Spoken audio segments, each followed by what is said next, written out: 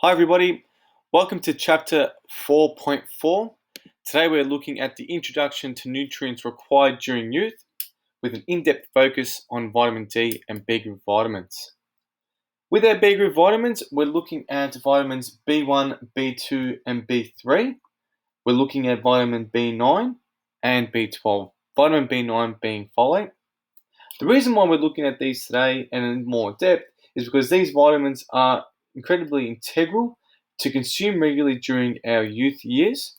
And the reason being is because it helps to support the growth and development of bones and muscles, as well as support the formation and development of red blood cells.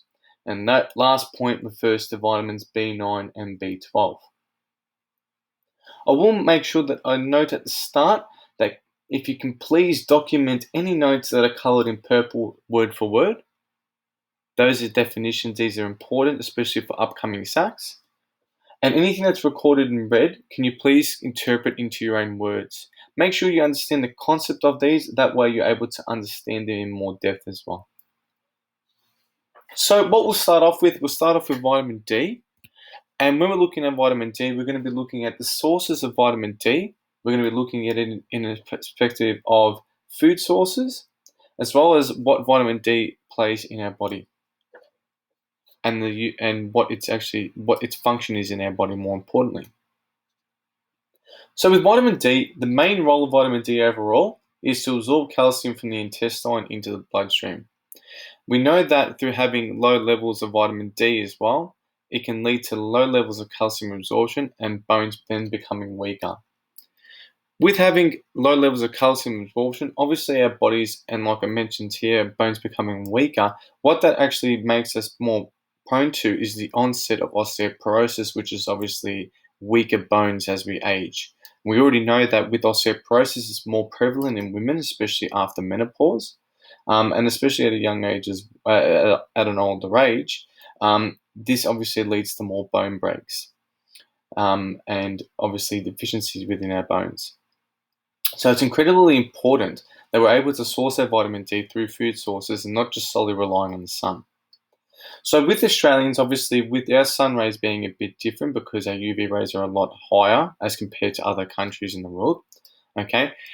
Mainly, Australians are able to source their UV rays from, mainly able to source their vitamin D through UV rays. However, this is not a sustainable process to solely rely on as well. And the reason being is because having increased exposure to vitamin D through UV and sun rays can lead to skin cancer and other types of cancers as well, which is something which we don't want to obviously expose ourselves to, especially because at our earliest ages, it's more aggressive. So we want to avoid that as much as possible.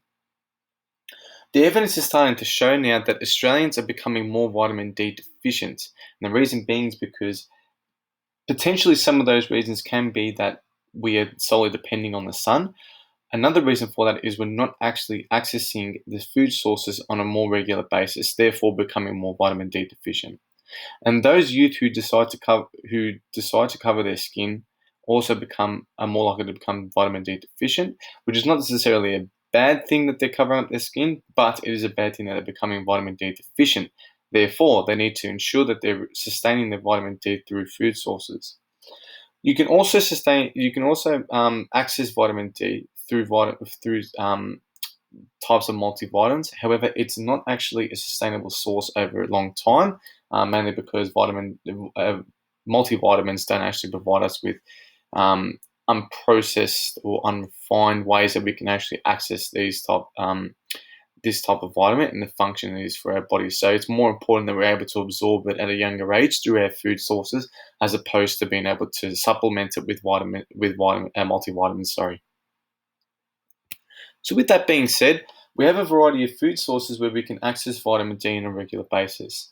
This includes fish, so oily fishes such as salmon, tuna, and sardines. You can also access vitamin D through beef liver, cheese and egg yolk, some brands of milk, breakfast cereals, and also orange juice that's fortified with vitamin D.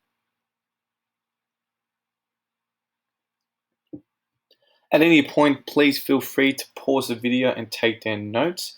I do recommend that you're doing this on a regular basis as well, If you need any clarification for any of these points, please feel free to message me as well, and I'll be able to come back to you with a bit more in-depth understanding as well.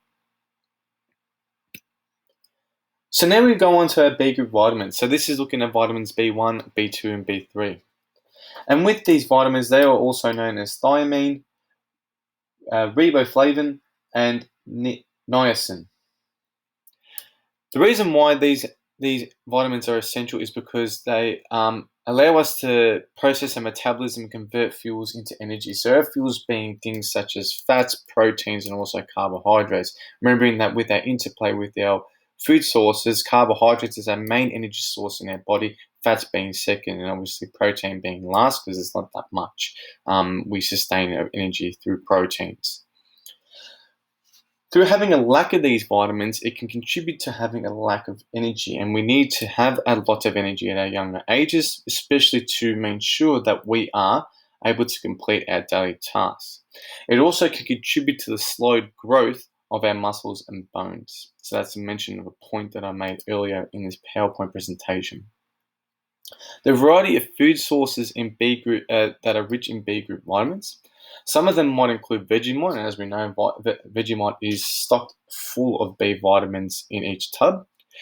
Whole grain cereals and breads, eggs, fish, meats, dark green leafy vegetables, as well as milk. It's important that we are able to have the B group vitamins in through unrefined sources, and mainly because they're very delicate and easily destroyed through cooking and processing. In that instance, we're not able to actually absorb them through our foods that we cook more regularly. So that's why we're saying things like whole grains, and whole grain cereals and breads, things like milk and so forth. Through doing so as well, we're able to actually meet our recommended daily intake as well. And obviously, having this access more regularly can lead us to have more energy as well overall. Especially, like I said, during a younger stage in our life, we need to have as much energy as possible. And we should be having as much energy. We should be having a lot of energy, in fact, at a younger age, because obviously through the foods we process, our body is constantly absorbing it. So it's important because we're in a period of growth. Therefore, we need to have these vitamins on a regular basis. So now we move on to folate, which is vitamin B9. And folate is incredibly important in our body because it allows us to have DNA synthesis, which is required for cells to duplicate during periods of growth. So especially during our younger periods, it helps our cells develop and duplicate more regularly for our growth. Okay. It also plays a role in developing red blood cells, and having a deficiency in folate can lead to anemia. We know that anemia leads to tiredness and lack of energy, therefore unable to complete things like daily tasks, such as things like going to school. So that's why it's important to have a sustainable amount of B9 in our system. As I mentioned earlier as well, B9 and B12 do happen to interplay quite regularly, and they are extremely important to make sure we're consuming both these B9 and B12 vitamins on a regular basis as well. And I'll go into that a little bit later. Having a deficiency in folate can also lead to folate deficiency anemia. So therefore, it's not actually being anemic through a lack of iron, it's actually through a lack of folate. So with that being said, we have a variety of food sources where we can actually resource our folate from. These things can include green leafy vegetables, particular citrus fruits, poultry and eggs, cereals, breads, and fruit juices that are fortified with folate. So much like vitamin D, we can find fruit juices that are fortified with folate as well. Finally, our last vitamin looking at today is vitamin B12. And like I mentioned just before, it's incredibly important that B12 and B9 are consumed on a regular basis, and we have these vitamins on a regular basis in our systems. So the reason why vitamin B12 is important is because it helps with the formation of red blood cells. So what this does is that B12 works with folate to ensure that red blood cells are correct shape and size for oxygen to be transported around our body. So things like oxygenated blood is able to then be transported into muscles, therefore giving our muscles oxygen. Therefore, we don't feel tired when we're completing certain things, certain tasks. It might be things like sport, it might be even things like going around to the shops, or it could even be things like going into school. So a deficiency of vitamin B12 can increase the chances of becoming anemic as well.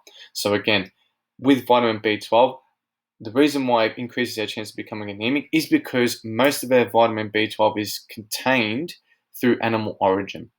So the good sources of vitamin B12 will include things like meat, eggs, and cheese.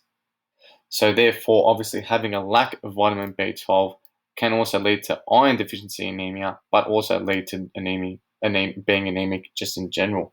So it can mean that obviously with our folate and and a lack of folate and a lack of B12, we're becoming anemic on three fronts, not just one.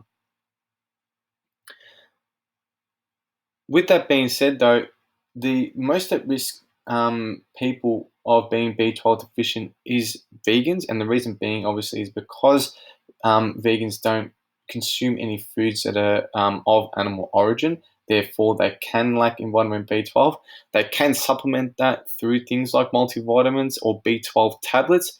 However, overall, it's not a sustainable source if you're able to receive vitamin B12 through food sources as well. So finally, what I'd like you to do is to please complete activity 4.4 and complete questions 1 to 6. If you do have any questions about any of the work or also about anything in the video itself, please feel free to send me a message on Sector or an email, and I'll be happy to attend to whatever your needs are. Thank you for that. Have a good day, and thanks for watching. Please leave me any feedback if required as well. Any ways to improve it, I'm happy to do so as well. Thanks. Have a good day.